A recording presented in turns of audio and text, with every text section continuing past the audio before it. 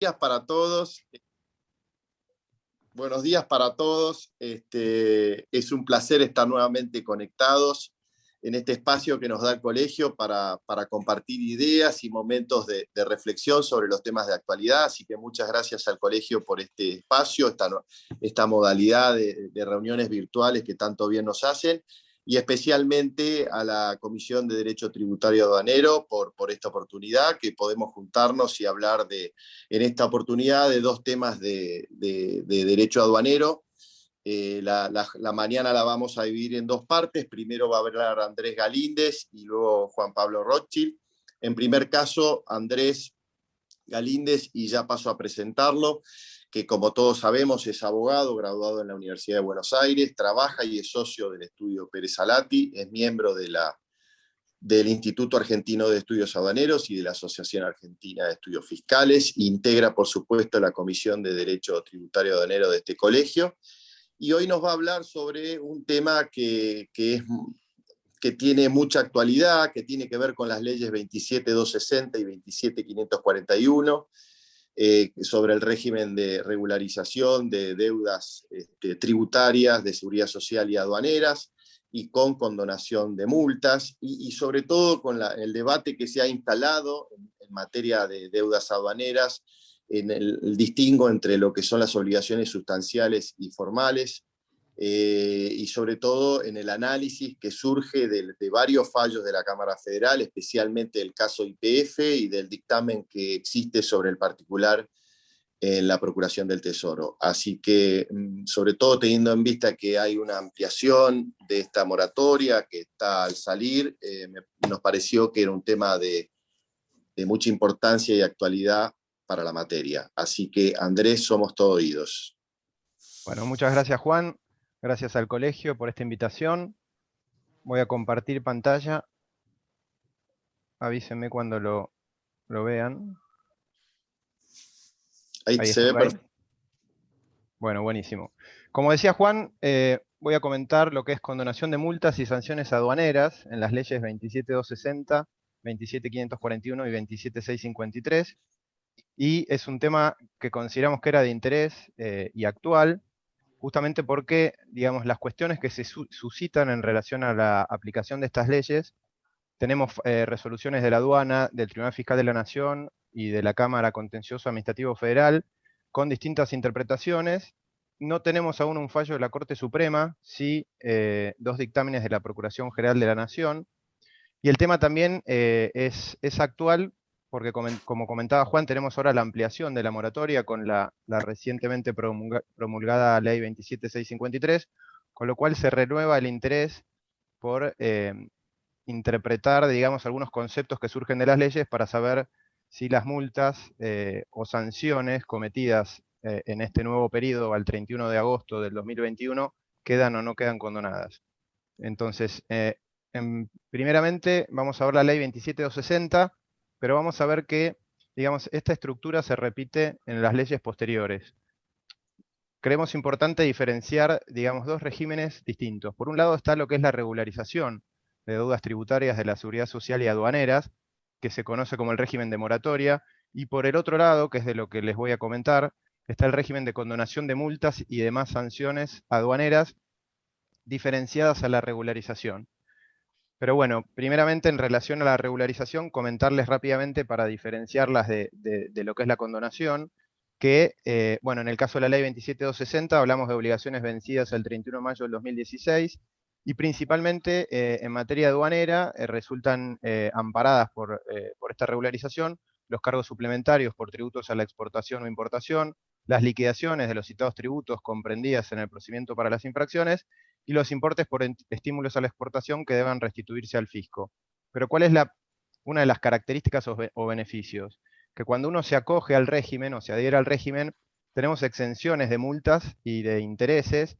En el caso de intereses, bueno, la ley preveía la exención por los montos que superaban porcentajes que se iban determinando, pero lo que vemos es que hay una relación directa entre la regularización y la posterior condonación. Digamos, no tenemos condonaciones de oficio. Acá está directamente relacionado. Pero sobre la condonación que les voy a hablar hoy es la que vemos en el artículo 56 de la ley, y acá creí importante transcribir, digamos, todo el artículo. ¿Por qué? Porque en el propio artículo preliminarmente surgen las dudas, y en el propio artículo considero que están las respuestas. Entonces, lo que se dispone es la liberación de multas y sanciones correspondientes a infracciones formales cometidas, bueno, en este caso al 31 de mayo del 2016, que no se encuentren firmes ni abonadas, y operará cuando con anterioridad a la fecha en que finalizaba el plazo para el acogimiento del régimen, se haya cumplido, se cumpla la respectiva obligación formal. Después también prevé el caso de cuando el deber formal no es susceptible por su naturaleza de ser cumplido con posterioridad. En ese caso, digamos, queda condonada de oficio. Y después entra en lo que es las obligaciones sustanciales. Acá habla de devengadas al 31 de mayo del 2016 y establece que quedan condonadas siempre y cuando, digamos, la obligación principal se hubiera cancelado a la fecha del 31 de mayo del 2016. Lo mismo aplica para condonación de intereses, que van a quedar condonados siempre y cuando se haya cancelado con anterioridad el capital. Perdón, me fui para adelante. Entonces, viene la gran duda. ¿Qué se considera infracciones sustanciales y formales o infracciones sustanciales y formales? Y la duda al derecho aduanero, ¿por qué viene? Porque, digamos, en el Código Aduanero no tenemos una clasificación de infracciones sustanciales o formales. Y vemos que la ley tiene una redacción de esencia tributaria. Se habla de periodos fiscales, declaraciones juradas, de la ley 11.683. Entonces la duda era cómo aplica esto al derecho aduanero. Entonces, en relación a este punto, hay dos posibles interpretaciones que son las que se han recogido, digamos, en la jurisprudencia. En la primera columna vemos una interpretación en la que se considera que una obligación es sustancial cuando, digamos, hace a un régimen de fondo aduanero, es decir, aquellas que hacen a la finalidad de un régimen aduanero, y el resto son deberes formales. En consecuencia, una infracción sustancial vulnera de manera directa un régimen aduanero, es decir, se afecta a su finalidad. Esta interpretación la encontramos en algunos fallos del Tribunal Fiscal de la Nación. A modo de ejemplo les comento un fallo Walmart. En ese fallo Walmart, la aduana imputó la infracción de declaración inexacta, el inciso C.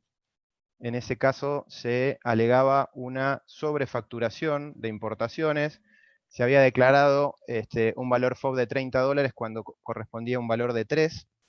No había un perjuicio fiscal, porque en todo caso se habían pagado mayores derechos de importación, pero sí tenemos el inciso C por la sobrefacturación. En todo caso, se iba a girar un importe superior al correspondiente. La actora plantea que es una obligación o una infracción formal y que queda condonada, y lo que dice el Tribunal Fiscal es que considera que este tipo de infracciones no están amparadas por la condonación. Lo que dice es que justamente hacen a un régimen de fondo, que el bien jurídico tutelado acá es el principio de veracidad o exactitud en la declaración, y da como ejemplos de infracciones formales el artículo 972, como ustedes saben, referido a transgresiones a los regímenes de destinación suspensiva, en el que no se afecta a la finalidad del régimen. Da también como ejemplo el artículo 968, relacionado acá a transgresiones de obligaciones que condicionan el otorgamiento de un beneficio y que tampoco se afecta a la finalidad del beneficio, con lo cual menciona que en estos casos las infracciones formales prevén multas que suelen ser del 1 al 10% del valor en aduana, etcétera, pero que este tipo de infracciones, como el 954 inciso C, no están condonadas.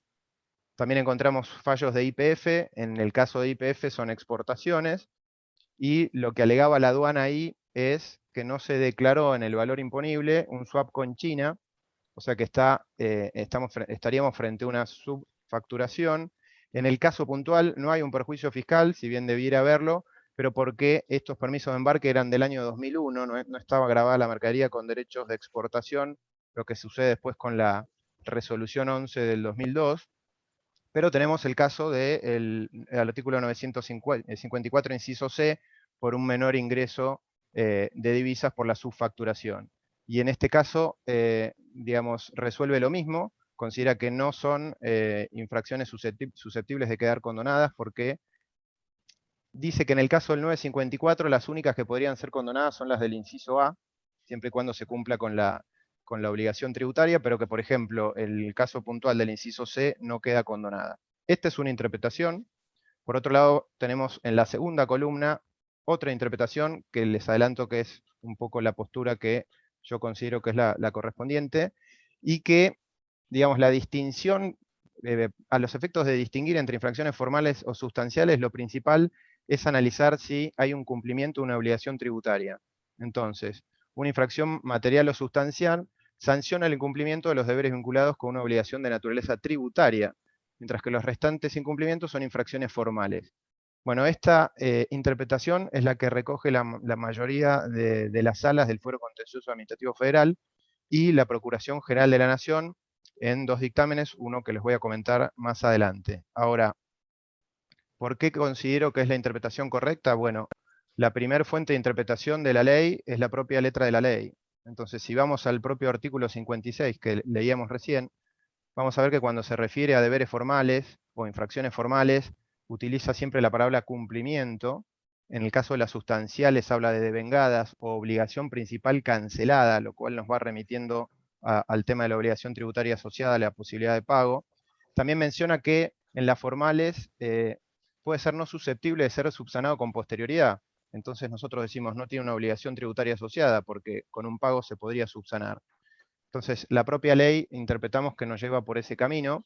Y después viene la pregunta, ¿esta interpretación la podemos aplicar al derecho aduanero? Y considero que sí, porque la única función del derecho aduanero no es la percepción de tributos, sino que tiene una finalidad mucho más amplia, que es el control del tráfico internacional de mercaderías y la aplicación del régimen de prohibiciones, con lo cual vamos a encontrar infracciones que tienen una obligación tributaria asociada y otras que no. También considero que es la correcta porque es una interpretación, digamos, sistémica o que da armonía a la letra de la ley, porque concilia en algún punto el derecho aduanero y el derecho tributario, porque el legislador no distinguió, no dijo en el caso de las infracciones, para las infracciones aduaneras se considera sustancial o formal tal o cual, y para las tributarias otras, sino que tenemos que encontrar una interpretación que aplique para ambos campos y considero que esta es la que cumple con ese requisito. Un comentario aparte, tampoco considero que el legislador haya dejado estos conceptos abiertos para que sean definidos por el Poder Ejecutivo en la reglamentación. Eso sería una delegación demasiado amplia, o darle un cheque en blanco al Poder Ejecutivo para que directamente establezca qué multa o sanción queda condonada y cuál no. Y claramente esa no fue la intención del legislador. El legislador sabía cuáles son las infracciones sustanciales o formales y, digamos, entiendo que no necesitamos de la reglamentación para que nos diga cuál es cada una. Y esta interpretación también creo que se refuerza en la reglamentación, porque si vamos a la reglamentación de la ley, con la resolución 4007, vemos, por ejemplo, que hace mención a obligaciones sustanciales de naturaleza tributaria. También dice que las obligaciones aduaneras responden a 2 tratamientos diferenciados, el de control, el aduanero y el fiscal, y corresponde distinguirlos. Después, siempre la condonación de infracciones sustanciales vemos que está relacionada con una regularización, adhesión o pago de una obligación principal. Y por último, en el caso de la reglamentación, la propia reglamentación va a enunciar cuáles son las infracciones formales y sustanciales. Y haciendo un análisis de los distintos artículos, vemos, por ejemplo, que cuando se refiere a infracciones formales tenemos supuestos de no solicitar una destinación aduanera, no presentar documentación complementaria, no realizar una toma de contenido. Tenemos supuestos de presentación, un arribo fuera de plazo de un medio de transporte, dar documentación inexacta o falsa al servicio aduanero, o entorpecer las funciones del servicio aduanero, o negarse a suministrar información. O sea, son funciones relacionadas al control y que suelen aplicar multas automáticas. Ahora, cuando define las infracciones sustanciales, arranca por el artículo 954 y el único que enuncia es el inciso A, que como ustedes saben tenemos ahí un perjuicio fiscal, y excluye deliberadamente el B y el C. El B y el C vulnerando o transgrediendo una prohibición o el tema de un importe pagado por pagar distinto al que correspondiere, con lo cual claramente nos está mostrando que considera sustancial la que tiene el perjuicio fiscal asociado. Y este mismo razonamiento lo vemos en el artículo 965, ahí relacionado a transgresiones, a obligaciones que condicionan el otorgamiento de un beneficio, porque menciona únicamente el inciso B. Y ahí tenemos la exención de tributos. No dice nada del A, por ejemplo, que es la excepción a una provisión. Y esta misma lógica sigue el artículo 966, menciona el artículo 970, transgresión a los regímenes de destinación suspensiva, en el que digamos, se va a considerar la mercadería importada a consumo o exportada a consumo y vamos a tener el cargo por el perjuicio fiscal. Vemos también supuestos de no ya un arribo fuera de plazo, un medio de transporte, sino la falta de arribo, con lo cual también se presume nacionalizada, vamos a tener el cargo. Con lo cual, digamos, la propia enunciación de la reglamentación nos lleva a esta interpretación. Ahora, vienen preguntas que se fueron suscitando. ¿Qué pasa con los artículos que no están enunciados en la resolución? ¿Quedan condonados o no? Bueno, nuestra interpretación es que el hecho de que no estén en la resolución no es óbice, digamos, para que opere la condonación si se cumplen los requisitos de la ley. Ahora, por ejemplo, ¿qué pasa en los casos de los incisos B y C del artículo 954? Y menciono estos casos porque son por ahí los casos más comunes o que tenemos o lidiamos con la aduana. En mi interpretación son infracciones formales, no tienen una obligación tributaria asociada, no son susceptibles de ser subsanados con posterioridad por el principio de la inalterabilidad de la declaración, con lo cual considero que quedan condonados. Tenemos ya distintos fallos en este sentido, por ejemplo, en el caso del 954 inciso B, hay un dictamen de la Procuración General, en el caso Chijade de Majid, y tenemos fallos de las salas, por ejemplo, Lioginasa Moreno, en el 954C tenemos los fallos de IPF, Maltería Pampa, y el dictamen de IPF que les voy a comentar a continuación. Y por otro lado, otro caso puntual que me pareció interesante analizar, ¿qué pasa en los casos en los que se instruye un sumario por infracción inexacta, por los incisos A y C, pero que finalmente tenemos una multa en la resolución por el inciso C únicamente? Bueno, de un primer análisis rápido pareciera que es un deber formal y que queda condonado, pero en ese caso considero que no, hay una obligación tributaria asociada porque vamos a tener un cargo tributario, por ejemplo, en casos de subfacturaciones de importación o exportación, y que únicamente aplicó la multa del inciso C, pero por una cuestión de lo que establece el propio Código Aduanero, que hay que estar a la graduación más alta, digamos. Pero en esos casos no quedarían condonadas de oficio, sí en los casos o que regularizo el tema de la obligación tributaria o que haya sido cancelada con anterioridad, digamos, a la ley de regularización. En esos casos quedaría condonada. Y como les mencionaba recién, tenemos el precedente IPF, que es de febrero del 2019. La Sala 4, digamos, concluye principalmente esto, digamos, que considera que estos supuestos están amparados por la condonación, que no tienen una omisión de pago de tributos, sino que guardan relación con el cumplimiento de deberes formales que afectan la función de control de la aduana, pero no a la recaudación. Entonces habla también de esto, de esta interpretación sistémica de las normas involucradas y que le lleva a concluir que estas multas, que no son aptas para generar un perjuicio fiscal, se pueden evaluar como infracciones formales. Entonces, finalmente de esa manera, considera que bueno, no pueden ser susceptibles de ser subsanados y que quedan condonadas. Ahora, este fallo lo apela el fisco. Su principal agravio es que el 954 inciso C no está enunciado en la reglamentación, y tenemos el dictamen de la Procuración General de la Nación, y acá es interesante porque la Procuradora dice que considera sin excitación, en el artículo 56, que se dispone el beneficio de liberación de multas y sanciones correspondientes a infracciones formales, y que tales deberes formales no resultan susceptibles de ser cumplidos con posterioridad, con lo cual la multa queda condonada. Y acá quiero hacer detenerme un segundo, hacer un paréntesis. En el dictamen vamos a ver que también la Procuradora menciona que la reglamentación no es taxativa porque utiliza la frase "entre otros". Pero, digamos, esta no es la cuestión principal para resolver el caso. Lo que yo considero es que este fue el único agravio puntual del fisco y la Procuradora, digamos, le rebate el único agravio del fisco, pero no es el punto principal, sino que es el de la obligación tributaria asociada. Y el tema no es menor porque vamos a ver más adelante que en las siguientes leyes, en algún punto el Poder Ejecutivo tomó nota y elimina la frase "entre otros", pretendiendo que con la enunciación taxativa, digamos, que quedemos afuera de los supuestos de condonación, pero yo considero que no deberíamos llegar a esa conclusión. Ahora, rápidamente, tenemos después la ley 27.541, sigue la misma lógica. Por un lado, va todo lo que es la regularización de las deudas, el régimen de moratoria, y por el otro el de condonación que les estoy comentando. Sobre la condonación, artículo 12, no se molesten en leerlo, es prácticamente lo mismo que vimos en el anterior, lo único que cambia es la fecha de corte, que es el 31 de julio de 2020. Y en la reglamentación, acá vemos algunos cambios. Tenemos la resolución 4816, lo que les comentaba, eliminan la frase entre otros, pretendiendo ahí alterar el resultado eventualmente de la jurisprudencia, y por otro lado se excluyen, digamos, la condonación de multas relacionadas a prohibiciones a la importación y a la exportación. Vuelven las mismas preguntas. ¿Qué pasa con los artículos no enunciados en esta resolución que ahora pareciera ser taxativa? Bueno, la conclusión es la misma. Si nosotros determinamos si una multa es formal o sustancial en los términos de la ley, va a quedar condonada independientemente de lo que diga la reglamentación. Y por otro lado, otro tema es que no sería lógico, vamos a tener un montón de supuestos que no están enunciados, con lo cual quedaría en una suerte de laguna o limbo, o una tercera categoría que no es lógico, porque el legislador, digamos, estableció sustanciales y formales. Con esta interpretación quedarían dando vueltas, digamos, distintas multas que no encuadrarían en ningún supuesto, con lo cual considero que tampoco podría ser una solución posible. ¿Qué pasa también con el tema de las multas y la exclusión para las prohibiciones de importación y exportación?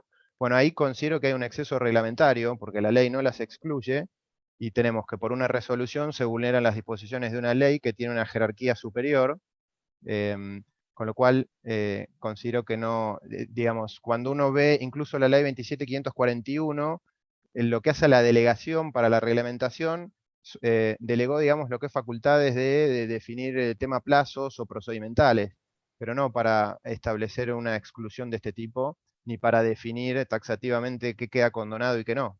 Porque, de nuevo, si no, el propio Poder Ejecutivo decidiría qué queda condonado y qué no, y no se respetaría lo que estableció el legislador.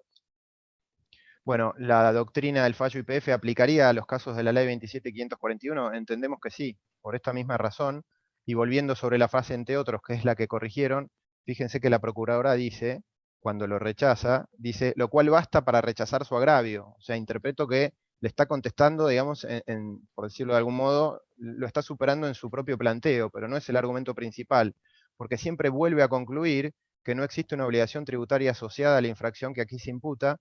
Por ende, se trata de una infracción a un deber formal, como adecuadamente lo resolvió la Cámara. Con lo cual, el hecho que hayan corregido en ese punto la reglamentación, considero que no modifica la conclusión. Y después rápidamente mencionarles la ley recientemente promulgada, 27.653.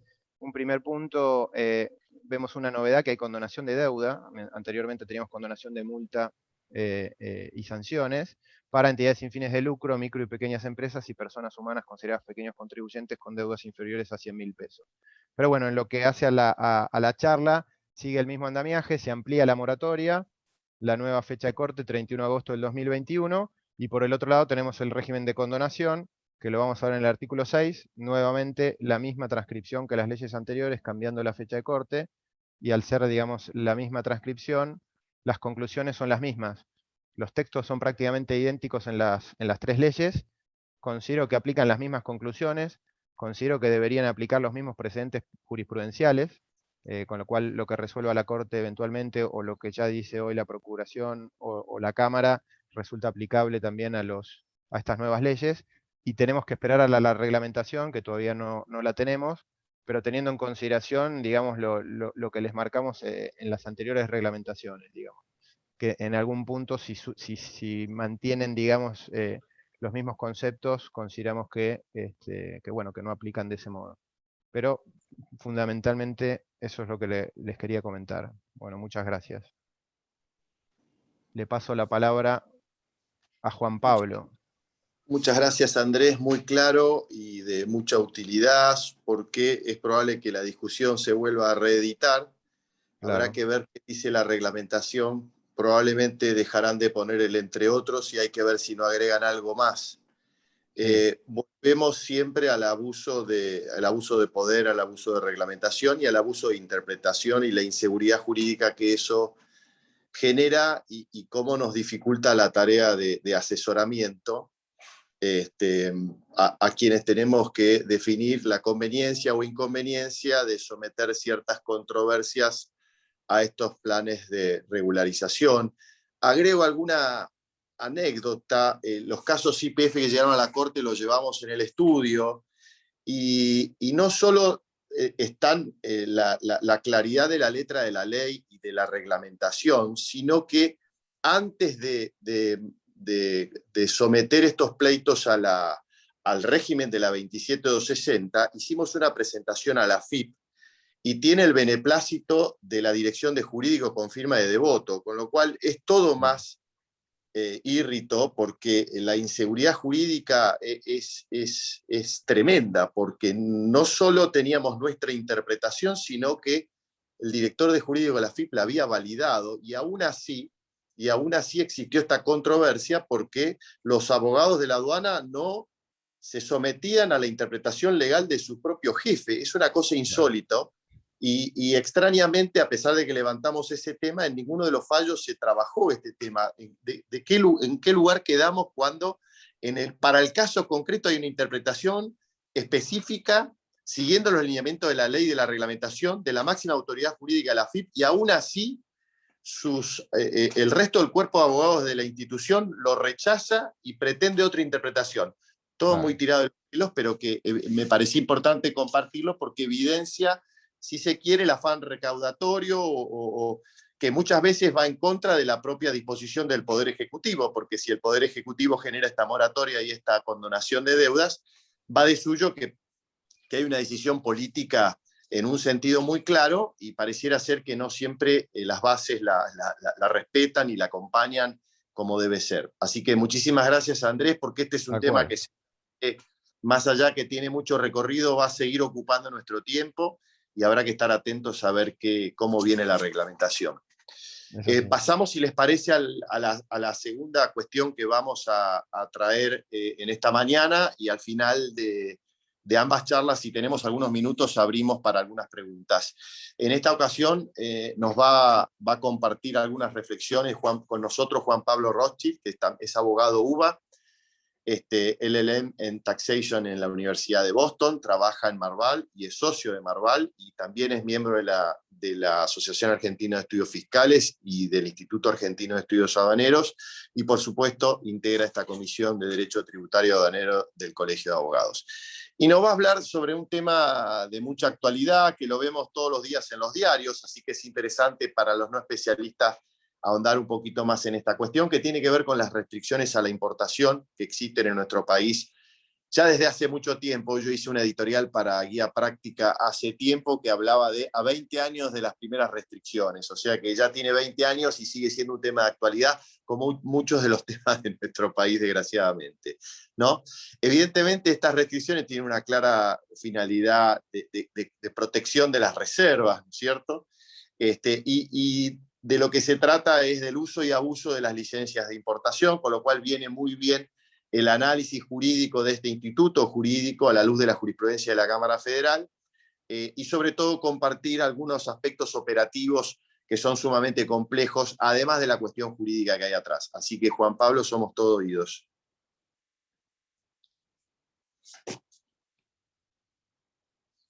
Juan Pablo, ¿me escuchás? Estás muteado, Juan Pablo. Juan Pablo, vemos tu presentación, pero no te escuchamos.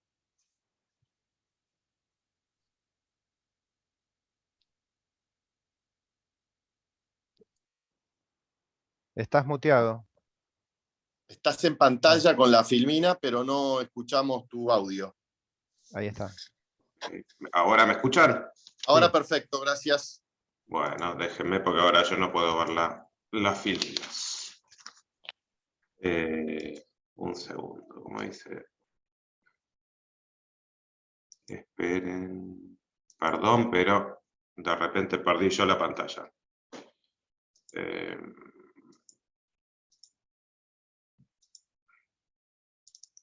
¿Ahí la ven?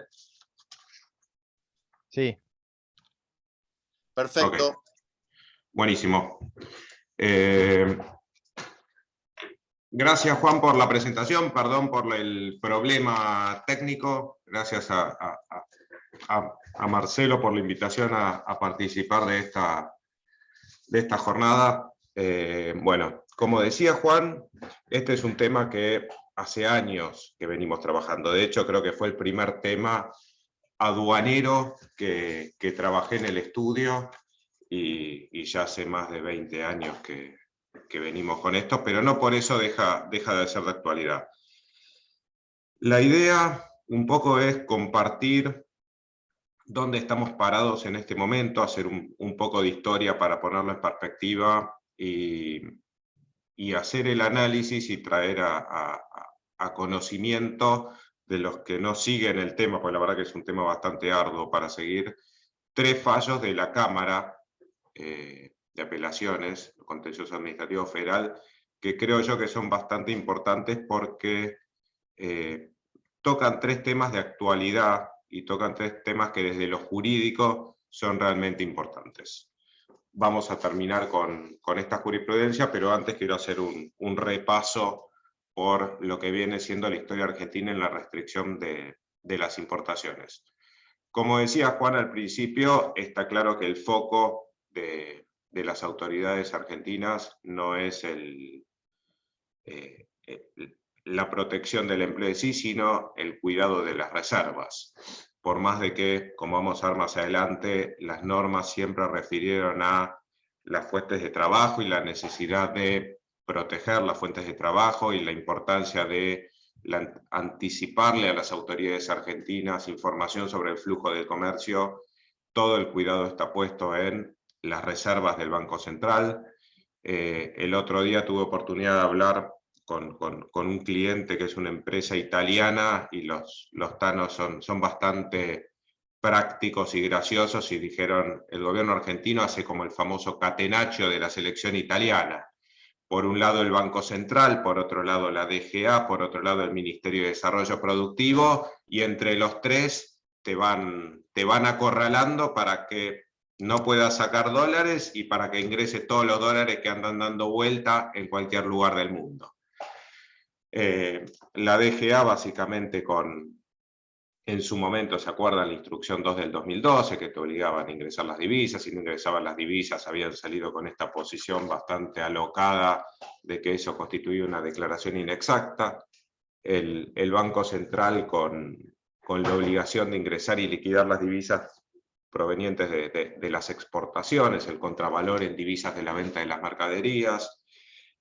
Además, el Banco Central tiene el monopolio en la República Argentina para la venta de divisas en forma legal, y ahora el nuevo jugador es el Ministerio de Desarrollo Productivo, digo nuevo en función del nombre, no por la función que cumple en el proceso de aprobación. Para el tema del Banco Central, básicamente se acuerdan que en los últimos meses nos llenaron de reglamentaciones y nos viven llenando de reglamentaciones, quién sabe las que más nos llamaron la atención o las que más ruido generaron en el mercado, eran las limitaciones al pago de importaciones a quienes tuvieran activos externos líquidos disponibles en el exterior y la obligación para los importadores para acceder al mercado de bancarizar todas las tenencias que tuvieran en moneda extranjera. No me voy a extender sobre el tema del Banco Central, les recomiendo un artículo que escribió Enrique Barreira, que está publicado en Tarifar, donde hace un análisis jurídico de cada una de estas limitaciones y las cuestiona con bastante profundidad y mucha más agudeza que la que yo podría compartir con ustedes ahora. Las restricciones, como decíamos al principio, no son algo nuevo. Arrancamos, ¿se acuerdan?, con los certificados previos de importación que se iban aplicando a los distintos productos.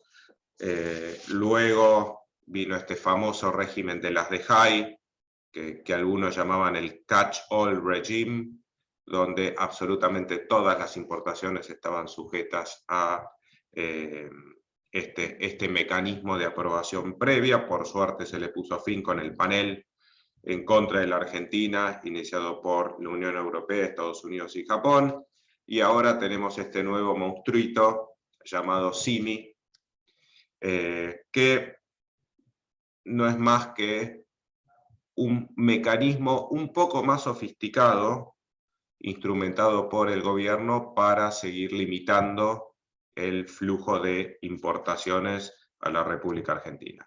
Básicamente, este sistema lo que prevé es la obligación del importador de informar previamente a la autoridad cada importación a consumo que pretende realizar, y esto se complementa con la necesidad de tramitar licencias previas de importación. Las licencias, conforme todos saben, y lo que está establecido en el procedimiento para el trámite de licencias de importación, adherido por la Argentina, las licencias pueden ser automáticas o no automáticas, y en la Argentina esto depende en la Argentina y en el mundo, de la posición arancelaria que le corresponda a cada una de las mercaderías.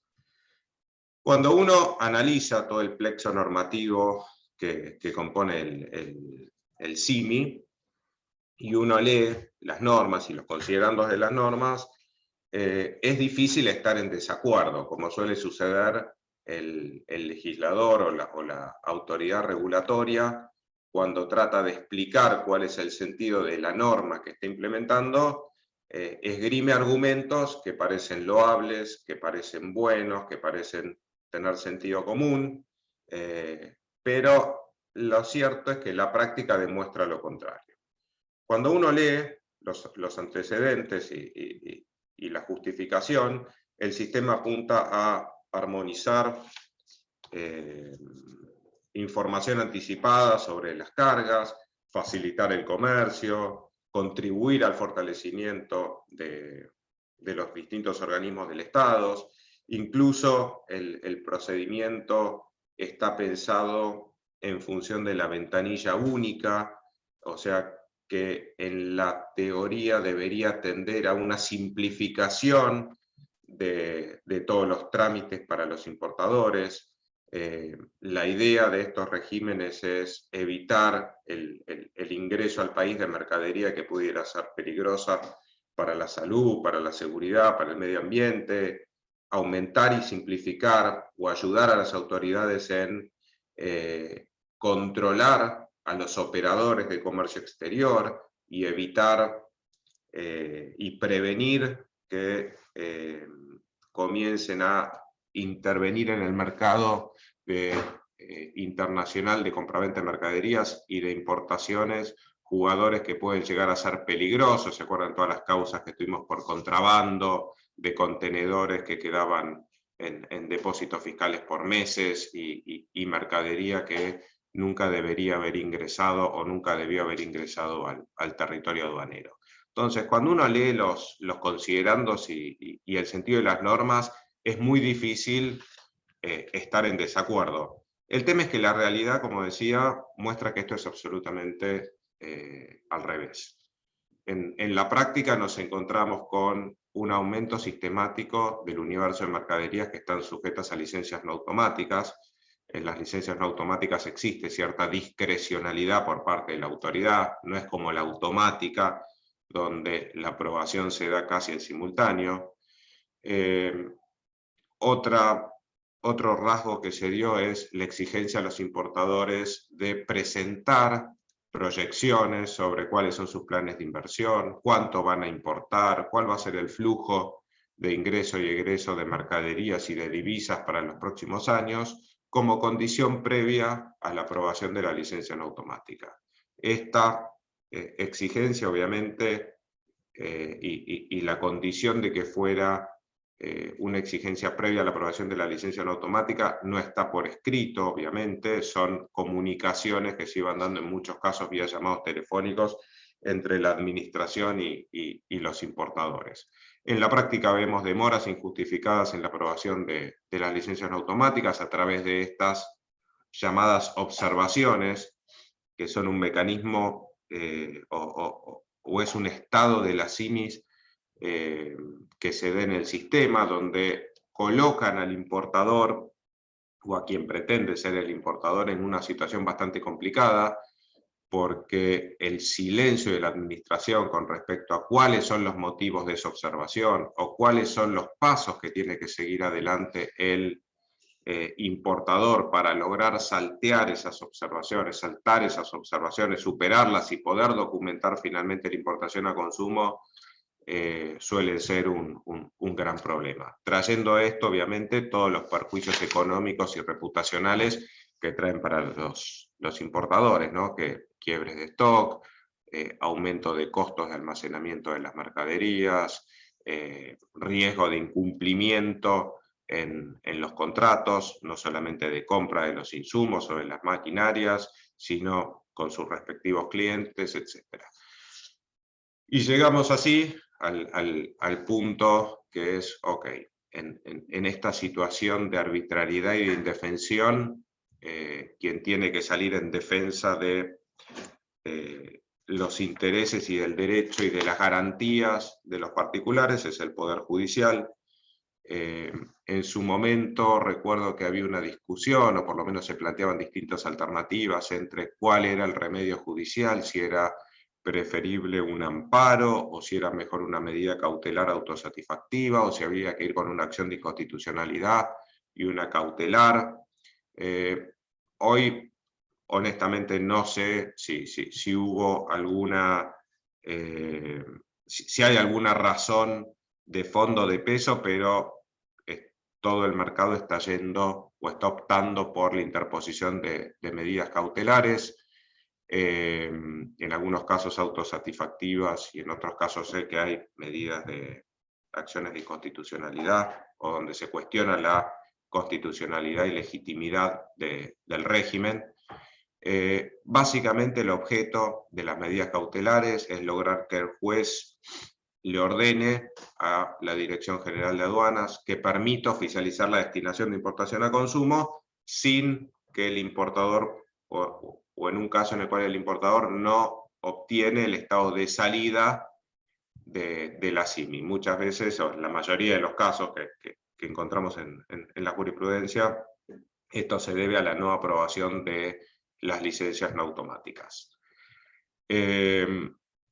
Creo que lo más interesante es, hice un repaso de los fallos que habían salido en su momento cuando teníamos los casos de los certificados previos de importación, incluso algunos de las de JAI, pero más pensando en los certificados previos de importación, y cuando uno leía los fallos, la verdad que era bastante derecho el tema, en el sentido de que simplemente con un calendario y con el cómputo de los plazos, parecía que era suficiente para lograr un resultado favorable en la justicia. Hoy el sistema es el sistema del régimen del CIMI, y por cómo está estructurado, es más complejo, es más sofisticado y pone en cabeza del importador la obligación de ser por lo menos más proactivo y más cuidadoso en lo que es el procedimiento de aprobación. Básicamente con lo que prevé este régimen es la posibilidad de que en el sistema aparezcan observaciones, que se le solicite al importador la presentación de documentación o información complementaria, se le da un plazo al importador para que cumpla con esta exigencia. Si el importador no cumple con esa exigencia, el trámite se da por decaído en términos generales. Entonces genera una obligación más grande en cabeza del importador. Los tres fallos que quiero comentar son tres fallos de la sala, de la Cámara, perdón. Uno es de la sala 2, otro es de la sala 3 y otro es de la sala 4. Todos, obviamente, el problema que tenían las empresas eran demoras en la importación por no aprobación de las licencias. El primer caso es Borgo, Sociedad Anónima, que es un fallo de la sala 2. Yo después le voy a pasar a Marcelo los fallos para que los suba por si a alguno le interesa leerlos, pero creo que los puntos más importantes, nosotros somos todos abogados y todos sabemos que los requisitos para el otorgamiento de una medida cautelar son la verosimilitud en el derecho y el peligro en la demora, y cómo juegan estos dos requisitos entre sí, ¿no? A más fuerza de uno, menos fuerza requerida por el juez para el otro. En Borgo creo que lo más importante es que tanto el juez de primera instancia como la Cámara concluyeron que dieron por acreditada la verosimilitud del derecho en el hecho de que el importador se encontraba en una posición de casi una imposibilidad total para poder cumplir con los requisitos del régimen, en función de la observación genérica que le aparecía en el sistema. Y esta omisión por parte de la autoridad de aplicación de identificar cuál era la documentación faltante para poder completar con el trámite, generaba un estado de indefensión casi absoluto en el importador. Por su lado, ponderó que el peligro en la demora se tenía por configurado, debía tenerse por configurado en función del tiempo que había transcurrido entre la solicitud del importador y el tiempo que había transcurrido en sustanciarse el trámite. Básicamente, de vuelta, no fue un tema tan de calendario como con los certificados, pero acá habían transcurrido más de 7 meses y el trámite seguía frenado para el importador. Juez de primera instancia otorgó la medida cautelar y la Sala 2 de la Cámara la confirmó.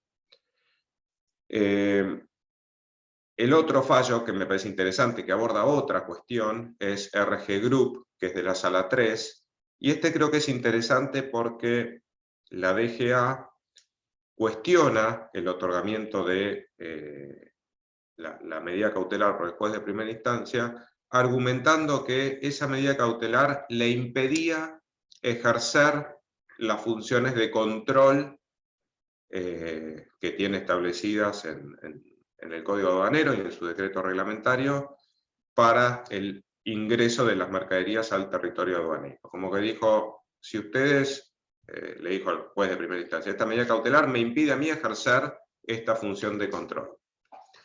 Y básicamente lo que le dijo la Cámara es, no, esto no es así.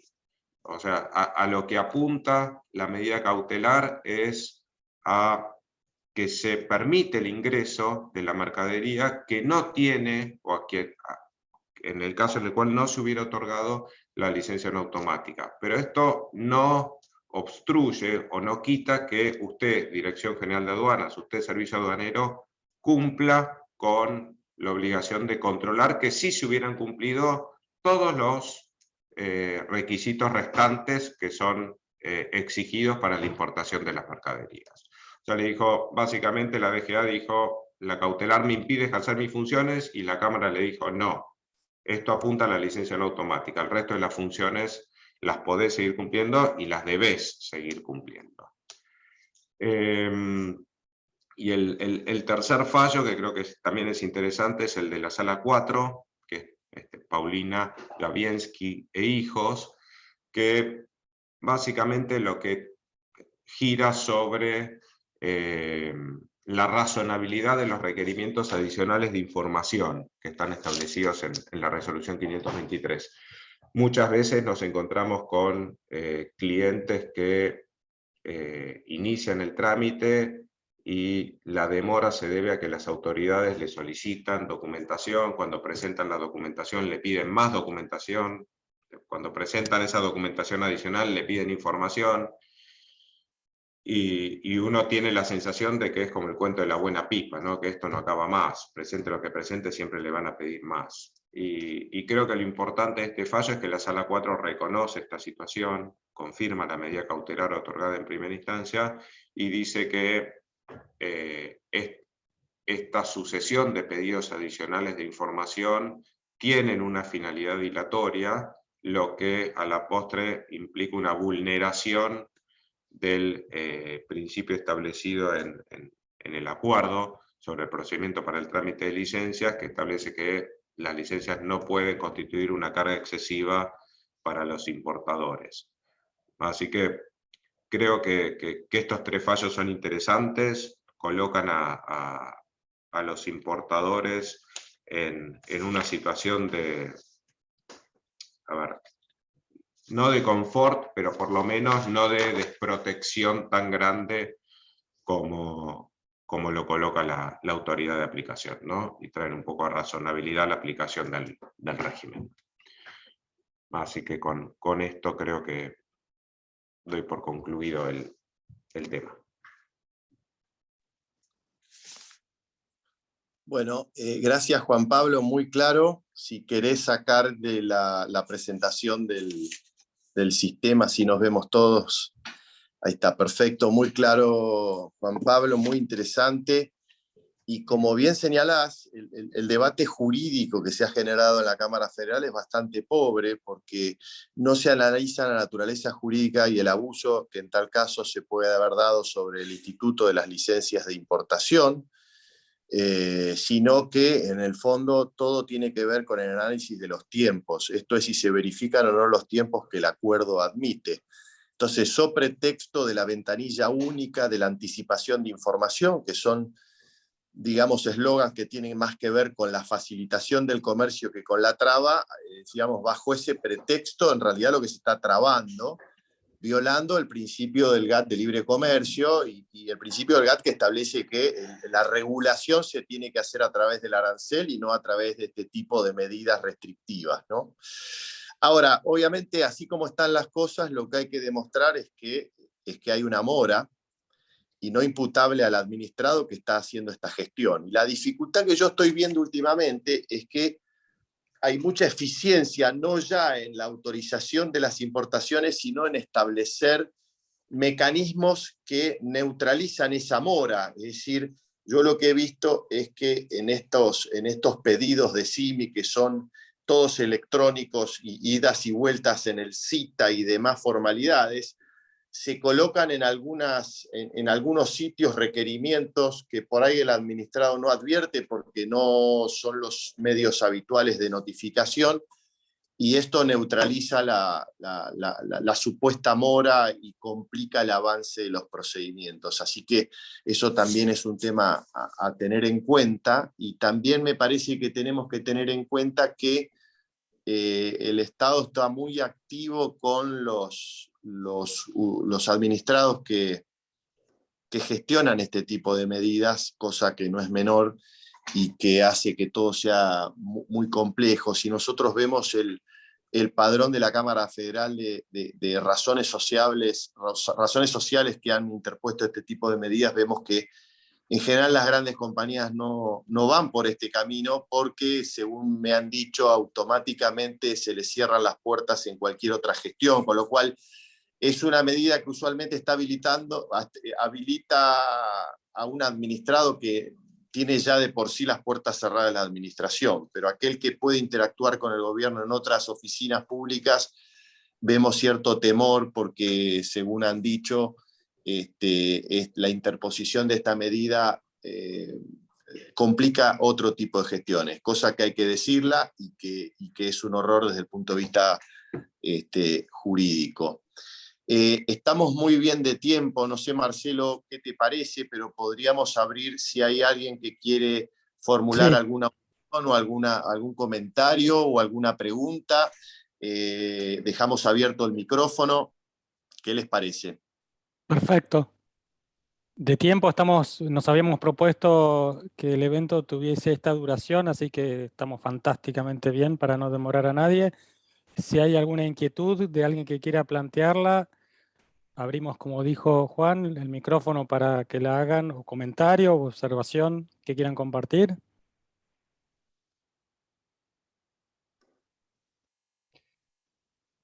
Mientras piensan alguna pregunta, si me permiten agregar dos temas en línea con lo que comentaba Juan Pablo y Juan.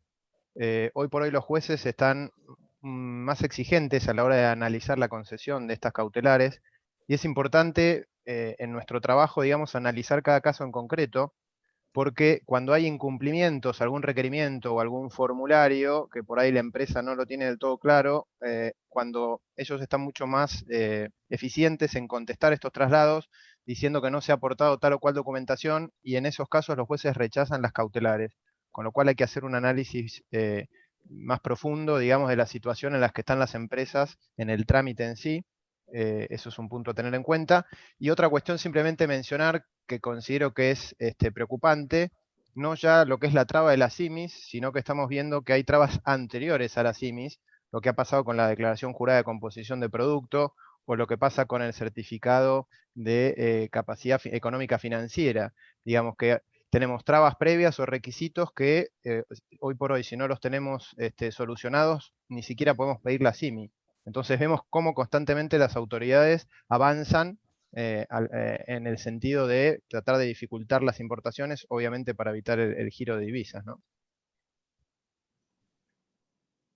Sí, y obviamente, Andrés, coincido totalmente, y hay algunos mecanismos que son más sofisticados y que son más difíciles de atacar, ¿no? El tema de la declaración jurada de composición de producto. Nosotros hemos tenido casos donde el INTI ha pedido, bueno, el INTI te puede pedir 2 unidades para hacer los testeos de cada una de las prendas que vos vas a traer, y son trámites que pueden llegar a durar meses, y de vuelta son mecanismos más sofisticados y que requieren un mayor análisis jurídico para decir, ok, ¿por qué eso que me está pidiendo el INTI deja de ser razonable, deja de ser, y se convierte en una traba para las importaciones, ¿no? A medida que los organismos se vayan sofisticando, van a empezar a ser más difícil la tarea de los importadores y la nuestra. Totalmente. Ahí María Elena Sí. estaba pidiendo la palabra. María Elena, adelante. Agradezco muchísimo que me hayan permitido participar y tengo una pregunta en virtud de lo que acaba de exponer el doctor Galíndez y a colación de lo que explicó el doctor Potter. De por sí la justicia tiene plazos que no son de minutos, como sí suele ocurrir con los sistemas informáticos, tal como lo explicó el doctor Potter. Entonces, ¿cómo se hace para mantener la solicitud o la postulación cautelar si las modificaciones en la práctica se realizan con tanta agilidad? Por ejemplo, presentamos una postulación cautelar el día de hoy y durante el día de hoy tenemos modificaciones en las observaciones. ¿Cómo se pone en práctica la defensa? Bueno, no sé, Juan, lo que te podría decir es que ahí puedes plantear un hecho nuevo, en esos casos, detallando, digamos, cuál es el nuevo impedimento, o en el caso de que tengas una medida cautelar, podés ampliarla también mencionando, digamos, las nuevas trabas, pero que forman parte de lo mismo, digamos, que la finalidad que se ve de fondo es impedir la importación, y después ir llevándole al juez los distintos elementos de los cuales se va valiendo la administración para llegar a esta finalidad que no tiene, digamos, que es una prohibición para arancelaria sin sustento legal, ¿no? Sí, estoy de acuerdo. Yo creo que esto hace que hoy sea tan complejo litigar en este tipo de cuestiones, porque se verifica usualmente una hiperactividad del mismo Estado que no hacía nada, se verifica una hiperactividad post presentación de la cautelar, lo que evidencia que están controlando día a día cuáles son las nuevas cautelares, porque a veces ocurre antes del traslado.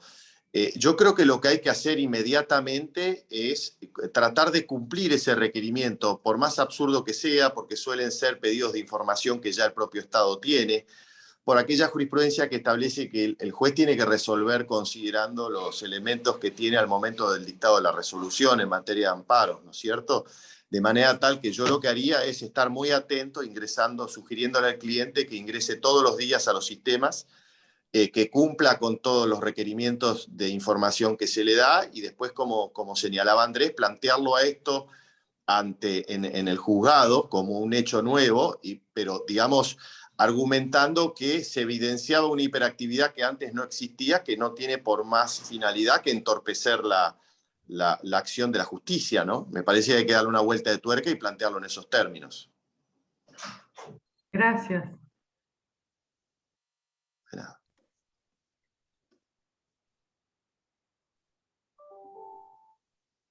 ¿Alguien más con alguna reflexión o inquietud?